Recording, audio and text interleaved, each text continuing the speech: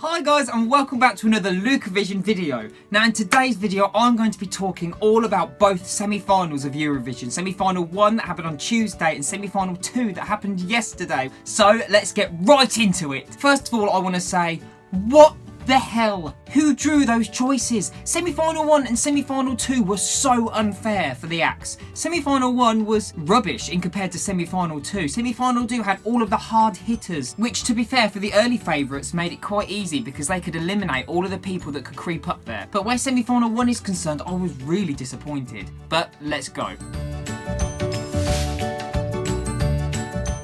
First of all, let's talk about the qualifiers, and Greece qualified. The song's classy, effortless, sophisticated, and I think it has a real Brit-pop element to it. These acts with the music videos, we don't know what we're going to expect when we see the staging because there are so many different elements, and I'm so glad that Katerin used the birdcage element because it had a real sort of class to it, so I'm really pleased that they qualified. Next, let's talk about this shocker, Belarus. Belarus.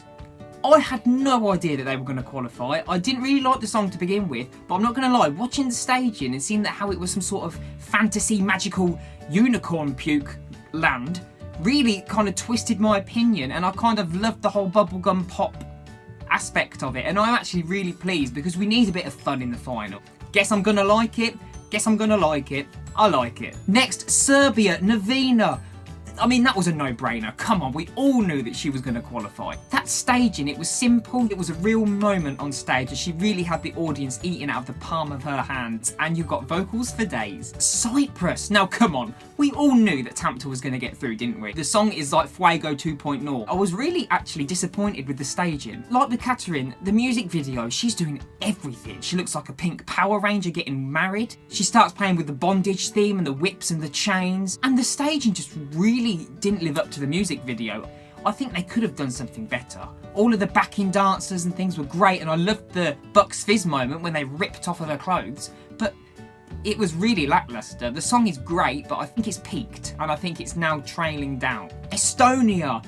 I was actually quite surprised that Estonia got through, just because the song is quite generic. From a Britpop kind of perspective, it's just something you'd hear on the radio for a week and then it would kind of die out. So I was quite surprised, but at the same time, I think the staging really helped it. But for the casual viewer, I think that won them over. It was quite cool. My mum was watching and she said, I thought he had a guitar. Next we have the Czech Republic, and you know what? Their performance just made me smile from start to finish. The energy when they're jumping around on the stage, they're all having such fun. And I think in between the running order, I think that really lifted the spirits of everybody, and I think that really helped them qualify. I'm really pleased as well. They deserve it. Then we have Australia. Yes, Australia. Kate, you smashed it. And I mean, I know it's not to everybody's tastes, but like I say, for the casual Euro fan, my dad loved it. He said, I'm going to put money on this, and we've put a bet on for Australia. It's catchy, there's different genres in there. I think there's something there for everybody in that song, whether it's the staging, the opera, the pop, the trance beats, the dance element, the wackiness, the novelty. It ticks every single box. Iceland, I am not surprised it's qualified in the slightest. The camera work was really trippy though. It just had me like, whoa.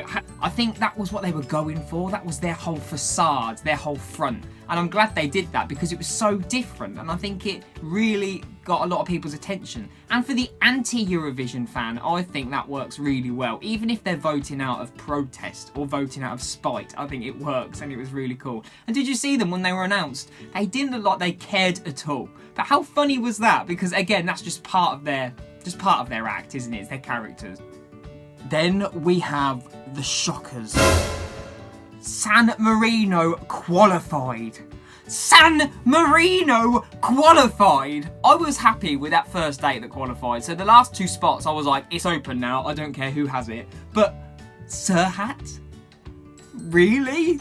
Oh my god. It's a bit of fun, and I think it'll really break up the running order, and I think it'll be an injection of kind of novelty, cheesy dance music that... You remember the Russian grannies? I think if he was in a supergroup with them, that will be something spectacular.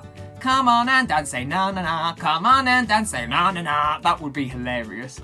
Then we've got Slovenia, and I wasn't surprised because I know what a fan favourite it is, but at the same time I was surprised because this Western way of thinking in this Western world, they are quite unique and out there. You either love it or you hate it, and the majority of people obviously loved it. So, well done, Slovenia. My two shockers for semi-final 1, Portugal and Poland. They are both ethnic, they're both cultural, traditional, it's what Eurovision is all about. Why on earth didn't they get through? The girls from Poland maybe lost the audience a bit because there wasn't a lot going on. They were just spinning around, and I think there was a disconnection there. Then when we have Portugal, I think it's the same sort of thing. It's very mystical and unique in its own. I think it's in its own league. And there's just something there that wasn't connecting to the audience. So now we're going to go on to semi-final number 2. Come on, without shadow of a doubt, Switzerland, you were going to qualify. This is a no-brainer. It's the song, it's the fuego, isn't it? It's danceable, ethnic, popular. He's got stage presence, charisma. All the girls fall in love with him. It's that sort of song. Staging was great, great dance break, a couple of these, do you know what I mean? It was amazing. Shocker alert, Denmark! What the hell, Denmark? Lenora is happy, quite cheesy, quirky, fun. But who voted for Denmark? Out of all of those songs, that one screams Junior Eurovision to me. I was really shook. And I'm sorry to you Denmark fans out there. I loved your track last year. Rasmussen was epic. But that just does nothing for me. I'd love to know the reasons why you love it. Is it the song's message? Is it Lenora herself? Leave that down in the comments section down below, because I really want to know why. Now we've got Sweden. John Lundvik, you legend. Everybody loved it. Feel good. He's got that little smile and that little bop as he goes along.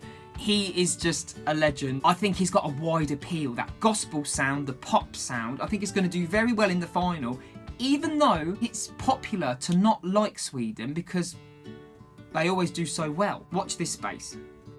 Then we have Malta. I am so pleased Malta got through. She was the last one announced. You can tell this competition means so much to her. She was really hoping to win, and she's on the edge of her seat the whole time. And then when they announced it, it was like this weight was lifted, and it was just this relief moment. I was so pleased. The song's great. It's contemporary. You'll find it in the chart. The staging was brilliant. It was vibrant, colour popping everywhere. Yellow, green, red, blue. The whole performance was so polished. Then we got Russia, and I know it's popular. I myself don't see what made it so special for it to get through. Was it the staging? The staging converted me a little bit, but still the song was very lackluster to me. But congratulations, I loved the whole aspect of different elements of Sergei in his little boxes. Albania, I was worried that this wasn't going to qualify. I thought it was going to be a shock non-qualifier. People loved it. She got a roar of applause. Some notes I found were quite flat, but other than that, I couldn't fault her emotion, her stage presence, her persona. She really owned the stage. Then we have Norway. That, I knew that was going to qualify. A lot of people are saying it's like Monsters 2.0. It's Sarah Alto from last year, because the melody in the chorus is quite similar. But I think there's everything in there that Eurovision is. You've got the dance element, you've got the traditional element of the singing. It's a group, it's attainable, it's catchy, and it's Norway. Norway always get through. I loved it. I'm so pleased they did. Then we have Netherlands.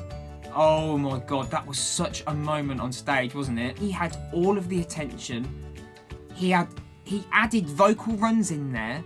I'm so used to hearing the standard version, but as he was getting more emotional, you could hear the extra vocal runs and vocal riffs. Even if it was something simple like an extra or ho, it just really spoke 1,000 words about how he was feeling. I'm so pleased for Duncan. It was a no-brainer though, wasn't it? He was obviously going to get through. Then we have a bit of a shock. North Macedonia.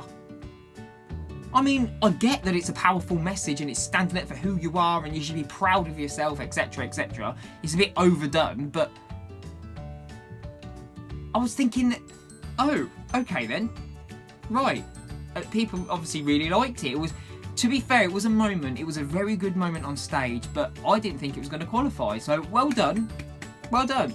Then we have Azerbaijan and Chingiz with Truth. I knew that was going to qualify. They didn't qualify last year and they came back with a Azerbaijan. Yes, you were back with one. It's a song you would hear in the charts, and I had a sneaky peek on iTunes as soon as the performance was over, and they were the highest charting entry in the UK, and it's sophisticated. It's very contemporary. And he's so talented. I did not expect him to go with the higher notes. I thought he was going to hit harmony. But he was proper going for the shut up about it, shut up about it. And he hit every one of them. He did so well. And the staging, again, the music video, I thought there's so much going on. What are you going to do here? But the whole triangle and the heart hologram, impeccable. I thought he did a great job. Now I want to talk about my shocks. I really thought Romania were going to get through. It's such a fan favourite and she had such great stage presence. I'm not quite sure why she didn't get through because she had everything really. She had the vocals, a great chair. My dad loved the chair. Stage presence, production. To be fair, I didn't connect with the song personally, so I wasn't too upset, but I was shocked. Armenia! That was a shock! I think the problem was she was on first. I think people may have forgot about her. It's such a power ballad and such a moment. I think the placing didn't do her any favours. Fan favourite, shock non-qualifier for me. Talent. Can I just talk about Rocco? This is a sad day in Eurovision. Rocco Blažević, the guy I voted for 20 times. Croatia, lovely place. People are astonishingly lovely. Did not get through. What is wrong with the voting public? He had the stage. He had the production. The dancers all in gold with their big ass wings. He had a pair of gold wings. Here's my wings in homage to Rocco and his wings. Like, I thought it was incredible. His vocals were out of this world. It's not easy to do, laying down and singing at the same time, but he did it. And then as he got up, he showed the light and the shade in his vocals, and then them belts in the chorus. Yes, I'm so upset. I'm upset for Rocco. I'm upset that it's one of my favourites, and I voted about 20 times, and he still didn't get through.